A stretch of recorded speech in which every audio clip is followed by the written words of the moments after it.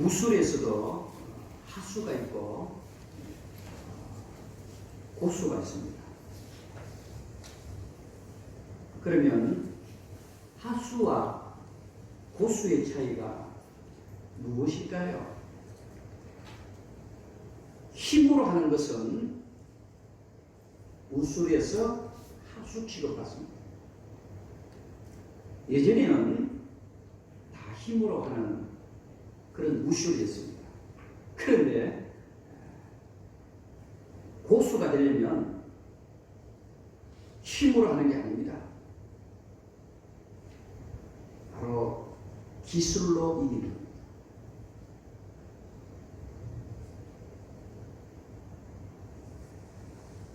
신앙생활에도 그렇습니다. 신앙생활에서도 하수가 있고 신앙생활에 고수가 있다는 것을 제가 목회를 하면서 많이 경험하게 됩니다. 요즘은 전 세계가 전쟁 가운데 있잖아요. 어떤 전쟁입니까? 반도체라고 하는 전쟁. 반도체는 우리들 눈에 보일까 말까 하는 작은 것이지만 엄청난 큰 것을 움직이는 것이 바로 반도체입니다. 요즘 나오는 차는 대부분 다 반도체가 들어가 있는 차량입니다. 그래서 전 세계는 지금 중국이나 미국이나 어떤 나라들도 지금 반도체에 혈안이 되어져 있습니다. 지금 반도체가 워낙 많이 사용되어지는데 반도체가 생산이 안 돼서 지금 엄청난 어려움을 당하고 있다는 것 여러분 이미 잘 알고 계실 것입니다. 그래서 하수는 힘으로 하지만은 고수는 기술로 한다. 신앙에도 마찬가지입니다. 그러면 신앙의 고수와 신앙의 하수의 차이가 뭘까요? 신앙의 하수는 교회는 열심히 다니고 교회는 오래 다녀요. 그런데 자기의 힘으로 하는 사람은 하수입니다. 다시 반복합니다. 신앙에도 하수가 있고 고수가 있다. 제가 말씀을 드렸는데 아직까지도 신앙생활을 하면서 자기의 능력이나 자기의 방법으로나 자기의 지식으로 신앙생활을 하고 있다면 그 사람은 아직까지 하수에 불과합니다. 그런데 신앙의 고수는 누굽니까? 힘들고 어렵고 결정적인 순간에 내 힘으로 하지 않고 하나님의 힘을 빌려서 하는 자는 신앙의 고수입니다. 아멘. 우리 교회는 신앙의 하수가 없고 신앙의 고수가 되어지기를 주님의 이름으로 축복합니다. 아멘. 신앙의 하수는요 열심히 해요. 그런데 자기가 시험에 들어요. 신앙의 하수는 최선을 다해요. 그런데 남에게 상처를 줘요. 그게 하수들이 하는 힘으로 하려고 해요. 내 방법으로 하려고 해요. 내 생각으로 하려고 해요. 그런데 신앙의 진짜 고수는요 내 힘이 아닌 하나님의 방법으로 하니까 오히려 남을 돕고 남을 살리고 치료하고 회복하는 그런 놀라운 역사가 일어나는 거예요. 다시 한번 반복합니다. 우리 선한 목자교회는 모두가 다 신앙의 하수 노릇하지 마시고 신앙의 고수가 되어지기를 다시 한번 축복합니다. 그러면 신앙의 고수가 되기 위해서는 어떻게 훈련을 받아야 되는가? 그걸 알아야 되잖아요. 신앙생활 열심히 했다고 신앙생활 여러분 오래 했다고 그 사람이 어떤 직분을 갖고 있다고 절대로 신앙의 고수 안 됩니다. 신앙의 고수는 그게 아니에요. 저는 제 삶에서 이런 것들을 많이 보게 됩니다. 어제 교회 화단을 무너뜨렸잖아요. 무너뜨릴 때 여러 가지 방법이 동원됐습니다. 그 가운데 이강렬 집사님을 꼭 이야기하고 싶어요. 이단 엽찰입니다. 목사님, 한 방이면 그래. 한 방이면 이렇게 하는 거예요. 한 방. 그런데 꿈쩍도 안 하는 겁니다. 또 김낙한 집사님, 또 우리 고준석 장로님, 이상임 장로님 다 같이 붙었어요. 저까지. 하나, 둘, 셋. 2단 엽찰이 꼼짝도 안 했어요. 힘으로 하려고. 그런데 이화정 집사님이 오셔서 힘을 빼고 기술을 집어넣은 거예요. 한 방에 무너집니다. 우리 남자, 우리 집사님들 어제 다 경험했을 거라 생각합니다. 우리가 사는 세상에는 그런 것 같아요. 이단 엽차기로 한 방에 문을 뜰 것 같지만은 아니더라고요. 내 힘을 빼고 하나님의 능력이 진짜 신앙의 고수입니다. 다윗과 골리앗과의 관계도 그렇지 않습니까? 골리앗은 힘으로 하려고 하는 거예요. 힘으로 제압하려고 하는 거예요. 그런데 다윗은 그렇지 않습니다. 내 힘을 빼고 하나님의 힘으로 골리앗은 무너졌습니다. 우리가 살아가는 이 세상도 그렇습니다. 성도 여러분, 이제 내 힘으로, 내 방법으로, 내 지혜로, 내 경험으로 이제는 포기해야 합니다. 요즘 젊은이들이 가장 많이 보는 여러분들도 보셨을 거라 생각합니다. 강철 부대라고 하는 프로그램이 있습니다. 거기에 더 많이 인기를 끄는 것은 박군이라고 하는 어떤 트로트를 좋아하고 그의 삶이 제 고향 사람이거든요. 박군, 울산시 울주군 언양면이잖아요. 제가 고향이 울산시 울주군 언양면, 거기에 제가 태어나서 그 사람에 대해서 이렇게 더 이렇게 깊이 보게 됩니다. 참 시골이거든요. 울주군 언양이라고 하는 곳은 정말 시골 가운데 시골입니다. 힘들게 살아온 그 박군, 그 이야기를 하는 게 아닙니다. 강철 부대 프로그램 보면 뭐예요? 다 힘으로 하잖아요. 힘으로 타이어를 끌고 저 목적지까지 갔다 오기 막 이런 것들 하잖아요. 저는 그걸 보면서 참, 그래도 그걸 보면서 내가 느낀 것은, 저도 군 생활을 했으니까 총 한 방이면 끝날 건데 그런 생각을 자꾸 해요. 제가 총 한 방이면 끝나고 폭탄 하나면 저 다 죽을 건데 왜 저렇게 하지라는 생각을 제가 혼자 하게 됐죠. 시대가 그런 거예요. 그러면 돌아가서 신앙의 고수가 되려면 어떤 훈련을 받아야 되는가, 오늘 저는 본문을 통해서 보려고 합니다. 바로 기도에 힘을 넣어야 합니다. 오늘 본문이 그겁니다. 신앙의 고수가 되려면 아무리 열심히 하고 아무리 노력을 하고 아무리 자기 방법을 다 동원해도요, 절대로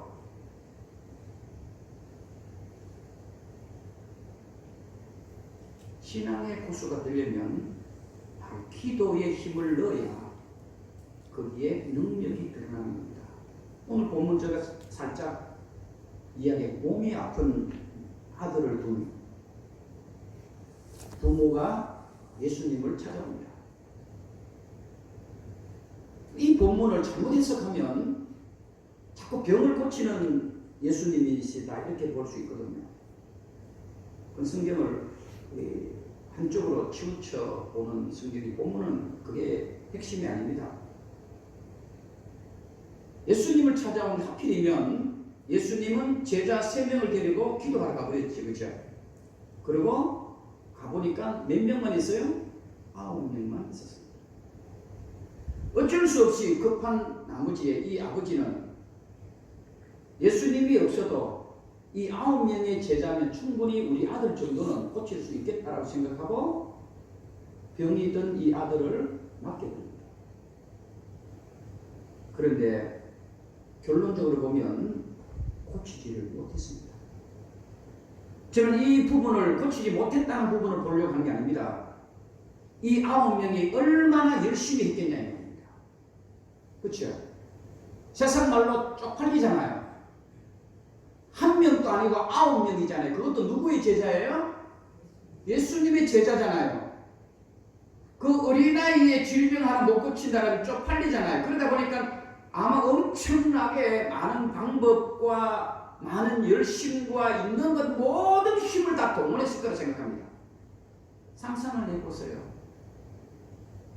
안 그렇겠나 이 말입니다. 그런데 결론적으로는 못 고쳤습니다. 기도가 없었구나. 오늘 본문이 그 답을 준 겁니다. 이 9명의 제자들이 얼마나 땀을 흘리고 예수님 체면 봐서 고치려고 노력을 해봤겠냐는 말입니다. 이 방법도 쓰고 저 방법도 쓰고 자기가 할 수 있는 9명의 모든 생각을 다 동원해 봤을 거예요. 어제 우리가 교회 화단을 무너뜨릴 때 2단 옆차기 뭐 있는 힘 다 동원해서 똑같이 해봤을 것입니다. 그런데 꿈쩍도 안 하는 거예요. 그때 예수님이 내려오십니다. 이 사건을 보셨는지 아셨는지 모르겠지만 예수님이 오셨습니다. 오셨는데 예수님은 단번에 어때요? 그냥 말 한마디에 고쳐줍니다. 이게 뭘까? 바로 신앙의 하수와 신앙의 고수의 차이입니다. 예수님 지금 무엇을 하고 오시는 거예요? 기도하고 오셨습니다. 제자들 9명 뭐예요?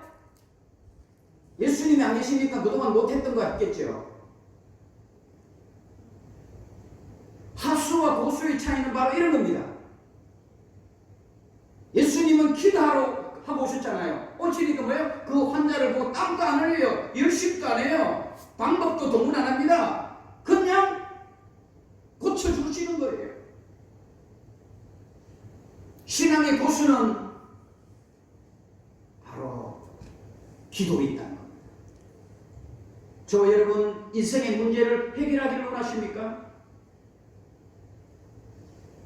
여러분들 앞에 있는 여리고성이 무너지기를 원하십니까? 여러분들 앞에 있는 요단강이 메말라지기를 원하십니까?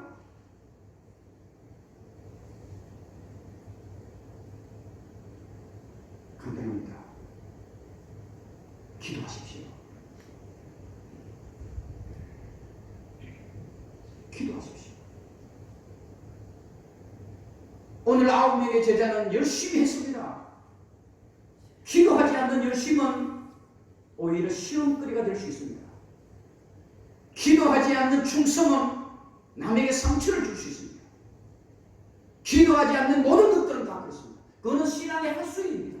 필요 없다는 말이 아닙니다. 여러분. 교회 일을 하시든지 내 인생에 어떤 무엇을 하시든지 기도하는 자가 하나님께서는 그에게 모든 것을 이기게 하시는 우리 하나님이십니다.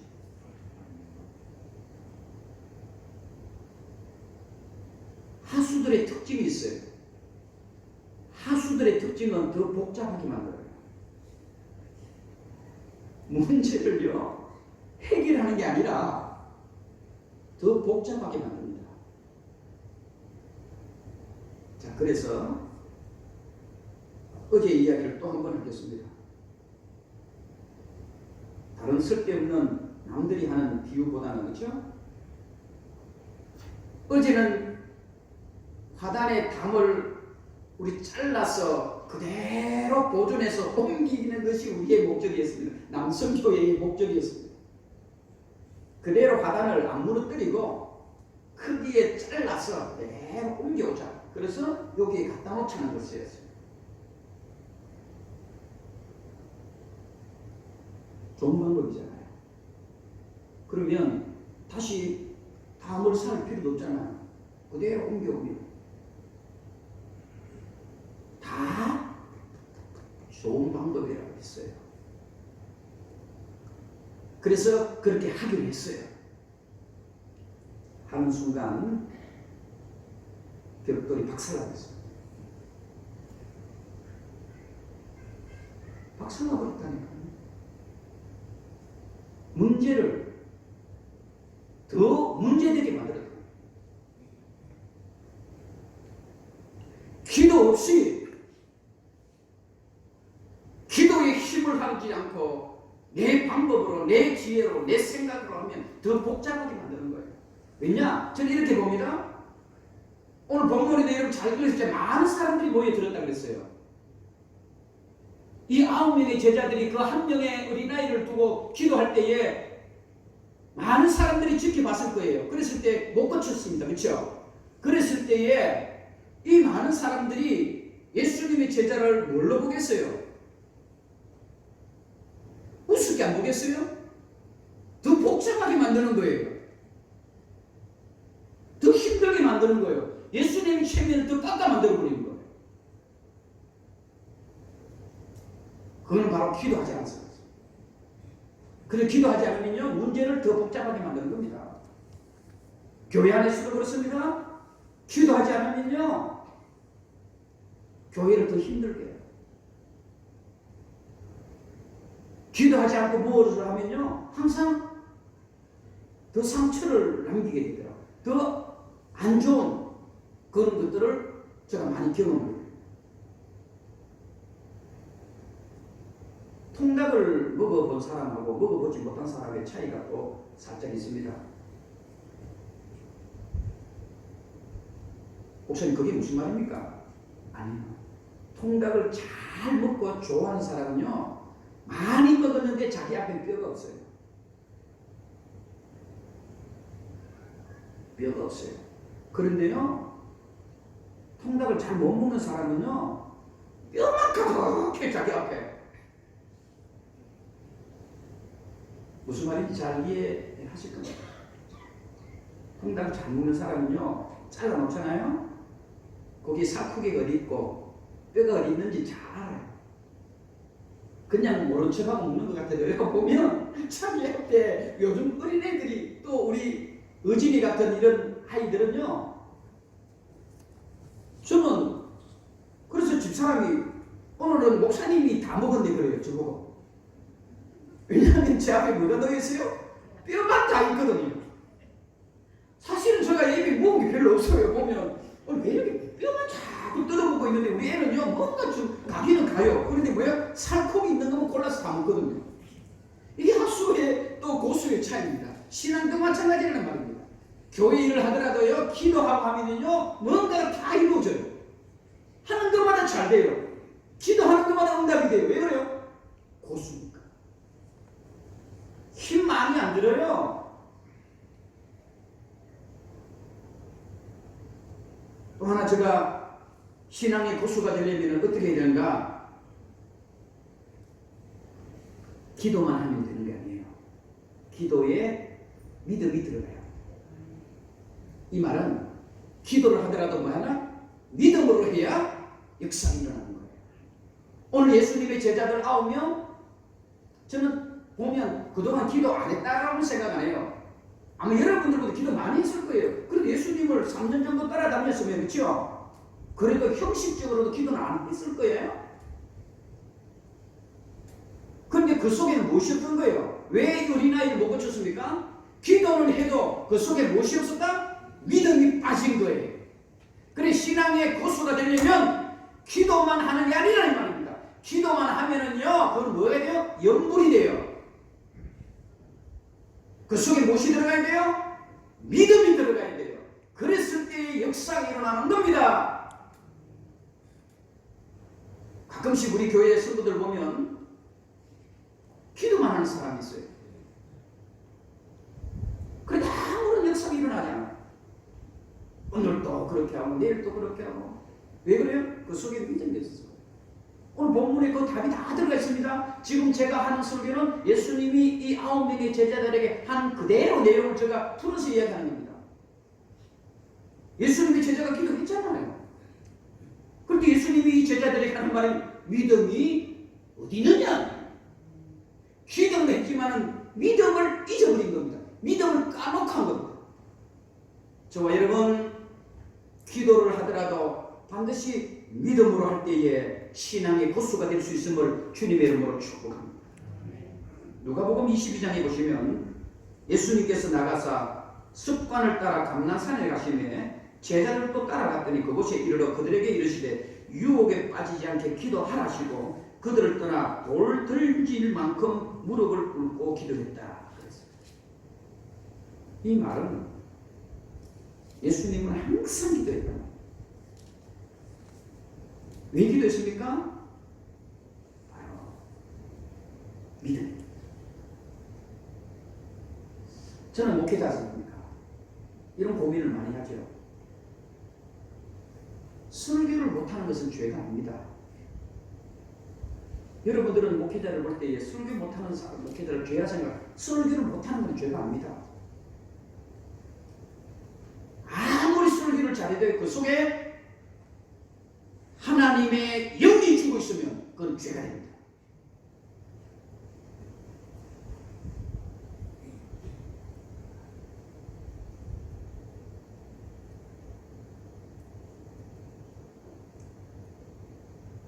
기도하시더라도 그 속에 믿음이 없으면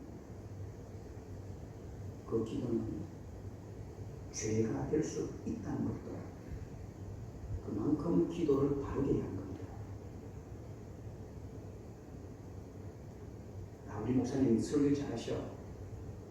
아닙니다.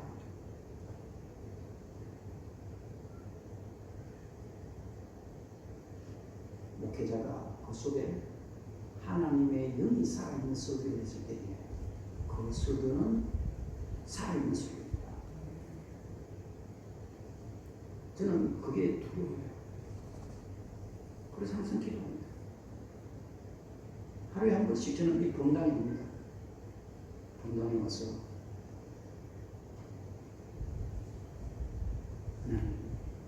이번 주에 제가 설교하는데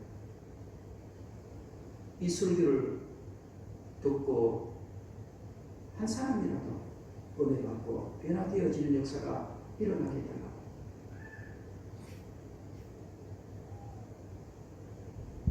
설교 잘하려고 저는 안 해요. 설교 잘하려면요 이 원고대로 그대로 하면 돼요. 제 감정을 하자면 또 여러분들을 기죽이는 감정이 있어요. 설교에 대해서는. 제가 참 부끄러운 모습 한때는 그런 자랑이 있었거든요.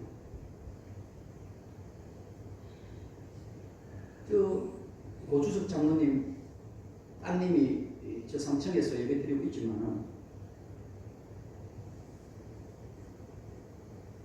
제가 신학대학원에서 3년 동안 체포를 인도하는 것입니다.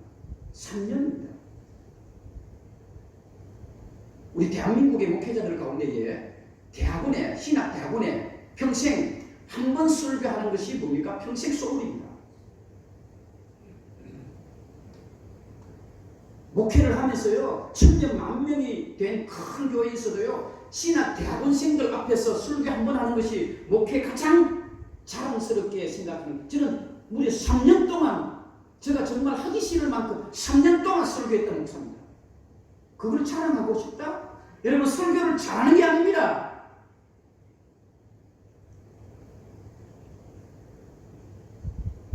하나님의 영을 하는 거예요. 제가 그런 고민을 많이 하게 됩니다. 잘하려고 하니까요. 야, 이번에는 우리 교회들을 깜빡 내가 죽여줘야 되겠지 싶은데도요. 기도 없이 하나님의 영이 없이 설교하니까요. 성도들이 냉랭. 그런데 기도하고 또 기도하고 또 기도하고 또 기도하고 설교에 맥이 안 잡히는데도 불구하고 하나님의 영으로 기도하니까요. 하나님이 역사시더라니까요. 그래서 목회자는 설교를 잘 요구하지 마시고 하나님의 영으로 해야 돼요. 아멘. 성도들도 마찬가지입니다. 기도 잘 요구하지 마세요.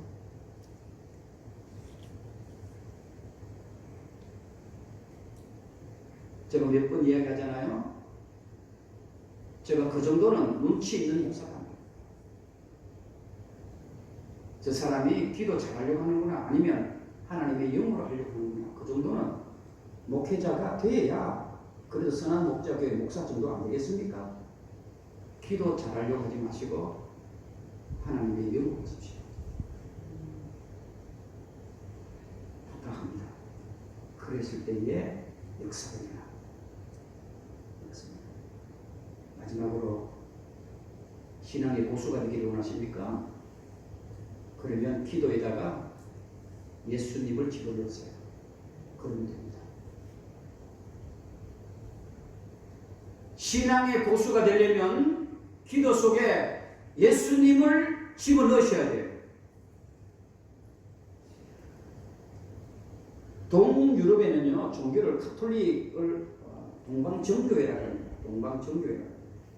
여러분들도 잘 아시겠죠.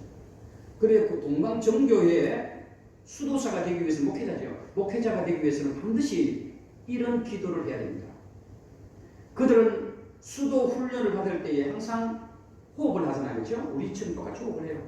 호흡을 할 때마다 그들은 항상 들여 마시고 또 이렇게 숨을 내쉴 때 빨아들일 때마다 항상 그들은 하나님이 내 호흡입니다. 이걸 반복해야 합니다. 중요한 겁니다. 하나님은, 예수님은 내 호흡입니다. 그걸 계속해서 반복해요. 이게 동방정교회 가톨릭 그들이 훈련받을 때 그 훈련을 받아요. 저는 그것을 오늘 본문과 살짝 연결시켜 보려고 합니다. 기도에는 하나님이 호흡이 되고 하나님이 내 전부가 되어야 합니다. 그게 기도의 고수입니다.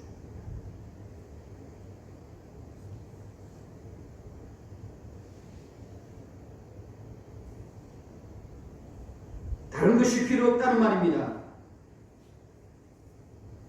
다른 방법이 필요 없다는 말입니다. 왜 이 가톨릭 전방정교회라는 이 수도사들이 호흡을 할 때마다 하나님이, 예수님이 나의 전부입니다라고 그렇게 계속해서 반복할까요? 다른 방법을 하지 않겠다는 겁니다. 예수님의 이름으로, 하나님의 이름으로 하겠다는 거예요. 그래서 예수님께서는 오늘 본문에도 말하고 있지 않습니까? 기도 외에는 다른 것으로는 이런 절대로 종류가 일어나지 않는다. 기도 외에는, 그 기도 외에라 할 때 기도 안에는 뭡니까? 예수님이 들어가 있는 거예요. 사랑하는 선한 목자 교회 성도 여러분,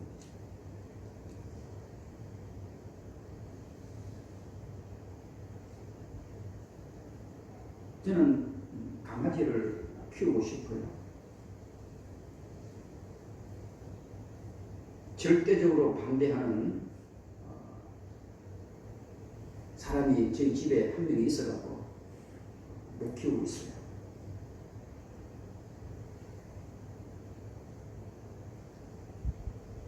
제가 그 이야기를 하려고 하는 겁니다. 우리 그리스도인들에게는 다 두 마리의 개를 키우고 있더라고요. 두 마리의 개를 키우고 있어요. 지금 저와 여러분 뭘까요? 편견과 선입견입니다. 편견, 견 알죠? 견은 개를 이야기합니다. 하나님을 믿는 사람들 가운데에 이 두 마리의 개를 키우고 있더라고요. 여러분 속에 편견과 선입견이라고 하는 이 두 마리의 개를 키우고 있더라고요. 언젠가 제가 한번 이걸 가지고 설교할 기회가 올 것입니다. 여러분들 속에 두 마리의 개를 여러분 떨쳐버리지 않는 순간 우리는 절대의 신앙의 고수가 될 수 없습니다. 저는 그것을 보면서 어떤 책에서 제가 발견했어요. 보이스피싱에 당하는 사람이 무식한 사람이 아니라는 걸 제가 알았어요. 보이스피싱에 당하는 사람이 검사도 당하고 그렇죠? 경찰도 당하고 변호사도 당하고 교수도 당하잖아요. 그런데 어떤 사람일까요? 편견과 선입견을 갖고 있는 사람이었습니다. 깜짝 놀랐습니다. 아무리 똑똑하고 많이 배워도요, 보이스피싱이 다 당해요. 왜요? 그 사람 속에 두 마리의 개를 키우고 있는 거예요. 편견과 선입견.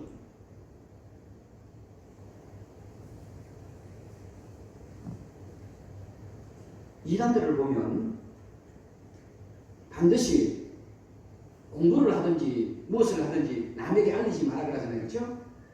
절대로 비밀로 하세요. 이거는요 꼭 비밀로 하셔야 돼요. 남한테 가르치면 안 되고 가족들에게도 가르치면 안 돼요. 그렇게 해서 이단들은 공부를 가르치고 자기의 학문을 가르칩니다. 똑같은